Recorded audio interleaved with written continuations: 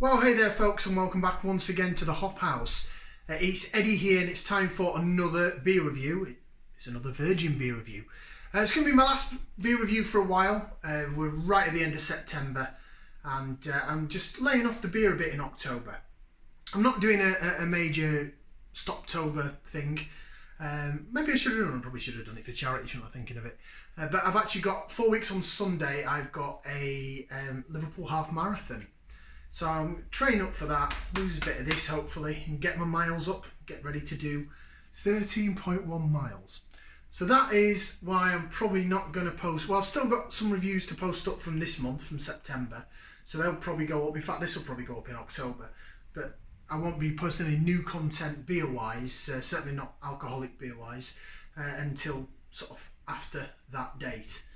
Right then, if you have, get the housekeeping out of the way as well at the beginning of this video, as we do at the beginning of all videos. If you just found us here on YouTube, give us a thumbs up, give us a like, share and subscribe to this channel. It's the Hop House. Hoppy beer, good house music. We're on the beer side.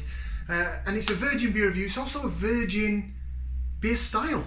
So maybe I should have done a little introduction to the beer style, but it's a style of beer that I have had before, but I've not had much of, so I don't really know that much about it. So really, probably in the future I'll put up a separate video when I'm a bit more organised, going on about, I'll do a little bit reading up on the styles and where they've come from.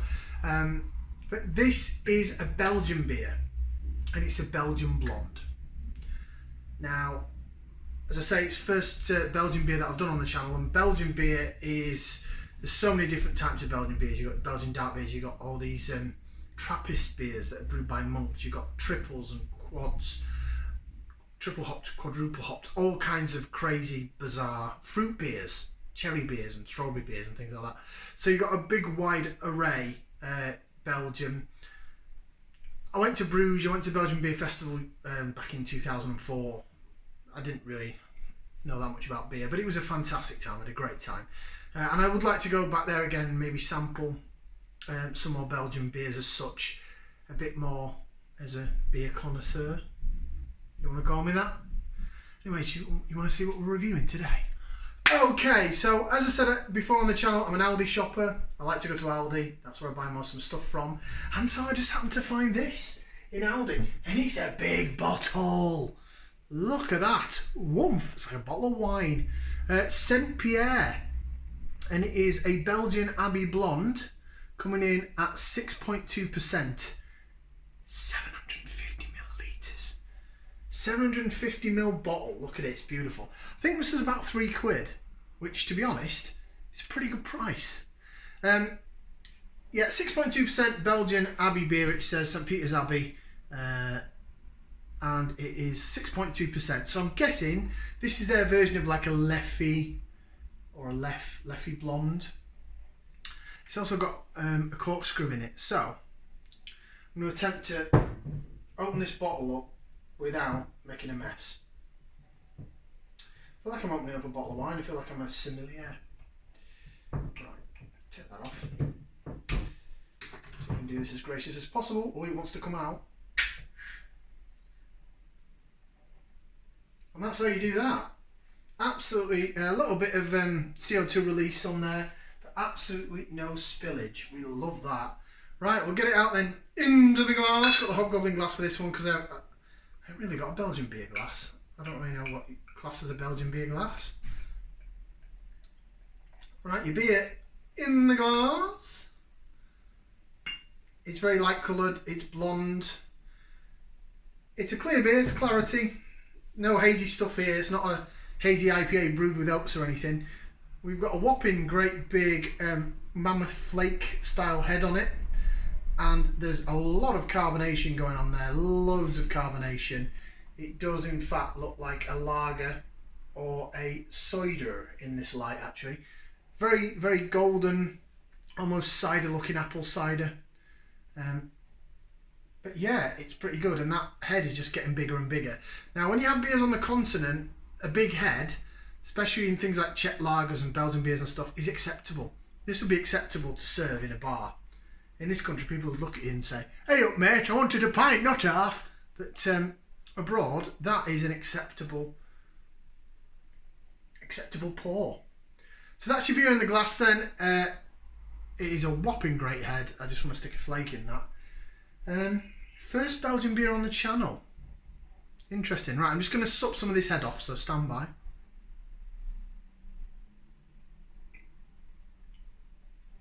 I've got nothing there but froth, I promise.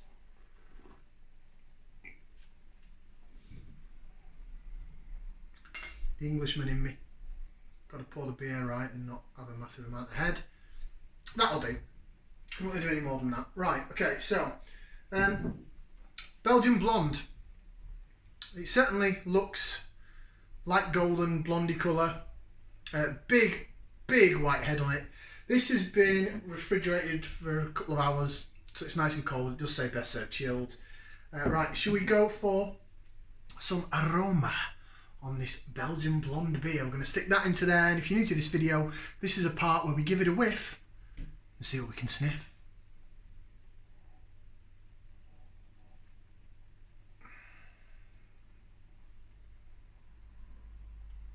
Very peppery. Peppery, spicy. It almost smells like traditional British hop. It's got that spicy, peppery element to it. Very earthy as well. Peaty.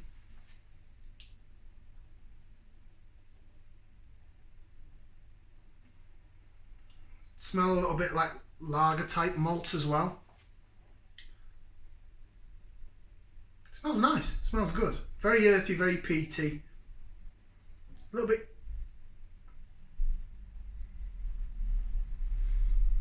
clovey as well, maybe. That's more, it's usually wheat beer though, more than the blonde beers. Smells nice, smells really good, and I'm really looking forward to drinking this because I haven't had a Belgian Blonde for ages, and I mean a long time. So cheers everyone out there. Here's bottoms up and down the hatch.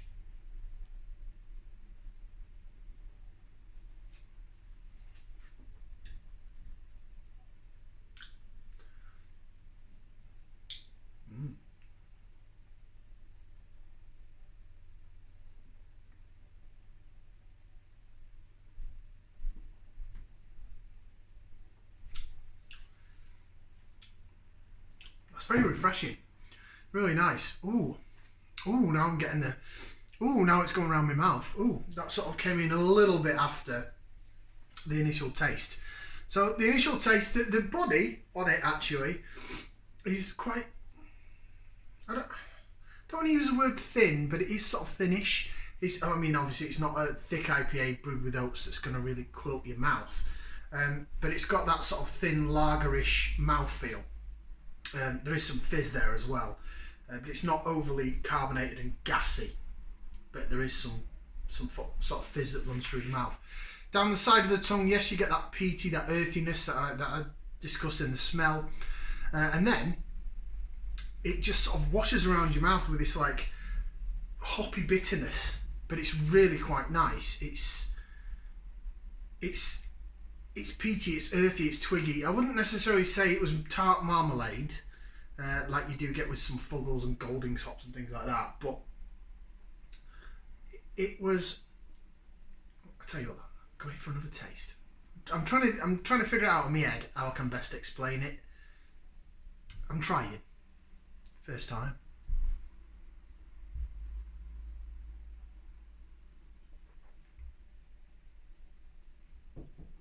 So you swallow it, and then bam, flavour sort of hits you. It hits you like an aftertaste, but the aftertaste isn't at the back of your palate, it's down the sides. And it's quite... Yeah, it's earthy and peaty, that's the only way I can sort of describe it really. Bit of bitterness there, bit of peppery, spicy. So it's almost got similar properties to like a traditional British hopped pale ale or traditional British hopped IPA, but it doesn't have that tart marmalade. There's not really any tart fruit aftertaste. It's just really earthy, hedgerowy, peaty. Oh, and it really does smell. Smells like I've stuck my head in some soil in the garden. It's nice. It's really nice. I really like that. To say I've not done a Belgian Blonde before, it's really, really good. Right, I'm going to try and get a bit more. I'm not going to get this whole bottle in there because I don't want to encourage a massive head again. There you go, that'll do. Right, we'll do a bit of lace division. So again, if you're new to this video, this is the bit where I swill it around in the glass. It might not even be the right type of glass for this. And apologies for the light. I'll just use a natural light, but the sun's decided to go in. It's coming in and out of the clouds, so the light may go up and down. So my apologies. But yeah, anyway, as I was saying, this is lace division. So what I'm going to do is I'm going to jig it around in the glass, and you're going to see how it laces. So it's how it sticks to the side of the glass and how the head reacts. So there's your beer in the glass, lace division. Move it back a bit actually. Yeah, it's lacing really nicely. And then if you have a look at that, yeah, you're getting the bubbles chasing the bottom of the head around that glass. It's lovely. It's really nice.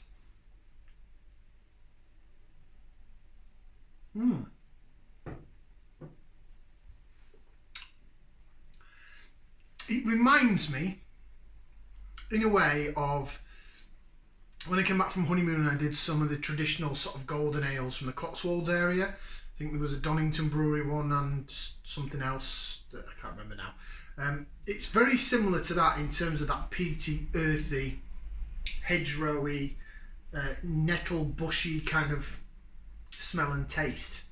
But it doesn't have the marmalade. It doesn't have that traditional fugglesy aftertaste of marmalade. It is very, very much the groundy, twiggy, hedgerowy. It's like they've got a load of dock leaves and put them in a blender.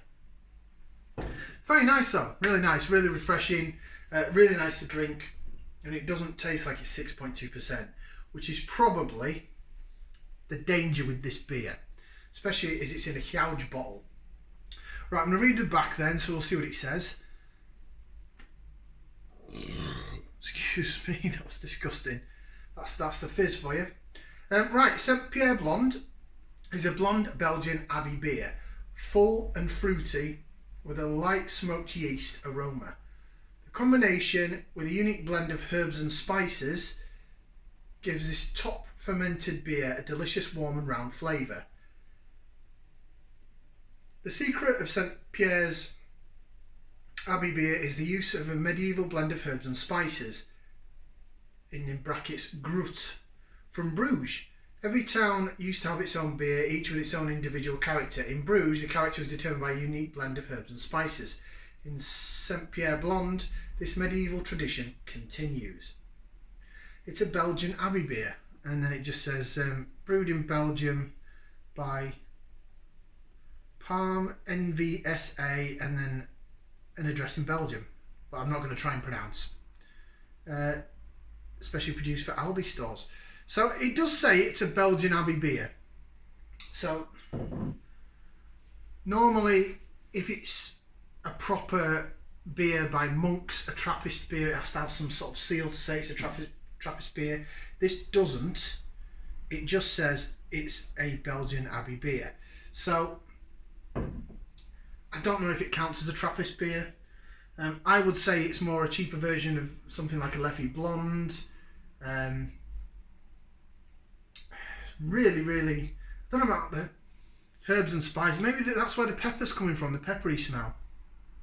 But it does smell like traditional hopped, that twiggy, hedgerow, bushy kind of thorny, stinging nettle. That's what it smells and tastes like.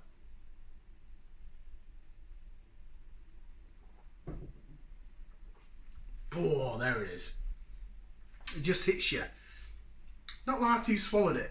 It's sort of when it's in your mouth, you're getting the sort of lager fizzy aspect of it, and as soon as you swallow it, a few seconds later, whoa, comes that hoppiness. I would say it's bitter. It's not sweet. It's not sweet beer at all. It is the bitterness, and it just rampages down the side of your mouth. It is lovely.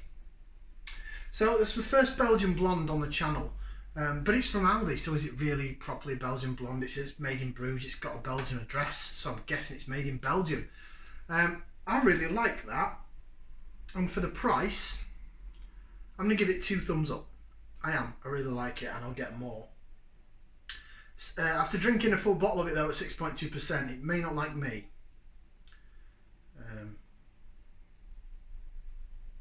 Oh, it's lovely. I think if you've seen anything over the past couple of weeks on the channel, I think I'm getting a bit samey with the New England style IPAs and stuff, so I've gone back to more traditional beers, traditional hoppy IPAs, and now this, it's just a remember the old woodpecker commercial? A refreshing change. Well, that's kind of what this is. I think it was woodpecker. Yeah, 2 thumbs up for me. And oh, now it's lacing beautifully. Look at that. Yeah, love it. Pretty good. Pierre Blonde, available in Aldi. I think it's about $2.99 a bottle. 750ml. Go and get some. You won't regret it. Right, so that'll be the last of my beer-related videos until probably towards the end of October. And we'll be back more then. I'll try and put some house music content up, but I've got to be careful because YouTube, it's even trying to take me down for stuff where I've got music on in the background. It's picking it up. So I've got to be careful with the music stuff. But yeah, like, share and subscribe. And we'll see you again for another beer review sometime next month. Ciao for now, people.